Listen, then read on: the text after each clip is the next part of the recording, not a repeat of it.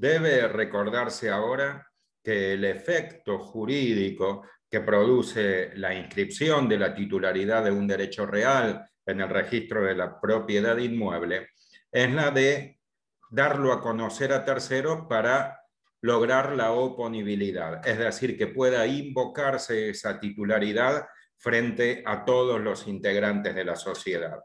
Lo dicho surge del artículo 2 de la ley 17.801 y de unas normas concordantes que han sido ubicadas en las disposiciones generales de los derechos reales del Código Civil y Comercial de la Nación. Voy a compartir una pantalla con la transcripción de los artículos aludidos.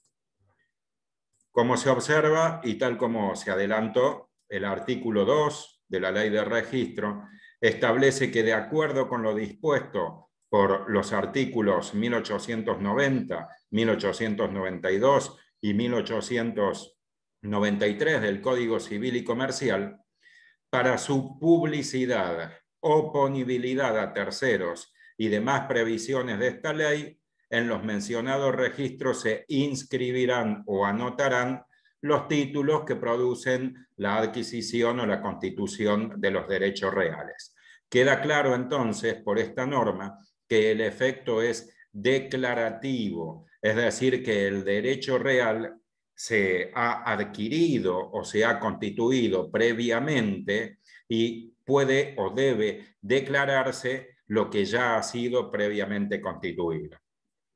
En cuanto a las remisiones que se han consagrado en el artículo 2, ratifican lo dicho. Véase, en primer lugar, el artículo 1890, que no establece cuál es la finalidad del registro, específicamente del registro de la propiedad inmueble, porque también existen los registros del automotor, registro de buques y de otros objetos que son los objetos muebles registrables. Por eso es que se limita a mencionar los efectos que correspondan. Nótese que la norma establece que los derechos reales recaen sobre cosas registrables cuando la ley requiere la inscripción de los títulos en el respectivo registro a los efectos que correspondan. Es decir, que el respectivo registro, trátese de automotores, de buques, de aeronaves, va a ser el que establezca cuál es el efecto que corresponde. Luego se consagra como principio general la teoría del título y el modo suficiente, que se aplica para la adquisición de derechos reales. Véase que el artículo establece que la adquisición derivada por actos entre vivos de un derecho real requiere la concurrencia del título y el modo suficientes. Significa esto que para convertirse en titular de un derecho real sobre un inmueble, que es lo que ahora interesa, deben cumplirse con estos dos pasos.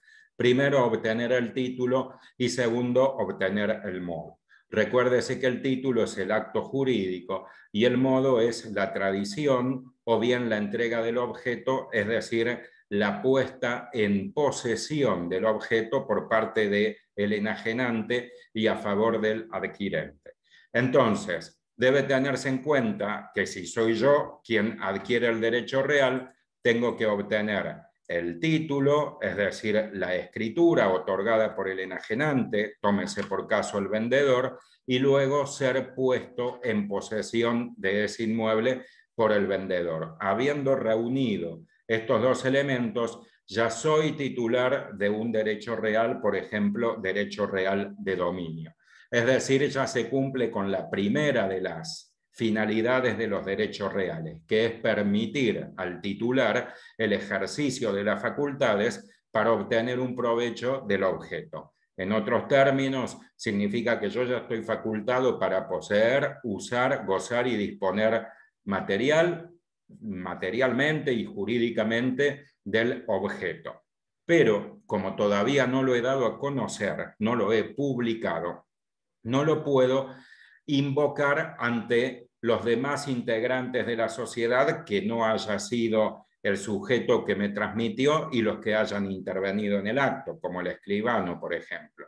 Es decir, que todavía no cumple este objeto con la segunda función, que es la de ser la prenda común de mis acreedores. Todavía sigue siendo un objeto que responde por las deudas contraídas por el enajenante, lo cual me coloca en una situación jurídica incómoda, dificultosa, porque estoy expuesto a que el sujeto que me vendió el inmueble contraiga deudas y luego no las pague y luego los acreedores agredan el inmueble que ya es mío, que yo ya adquirí. Entonces, para poder invocar mi titularidad ante estos acreedores, es decir, para poder oponerlo, se requiere la inscripción.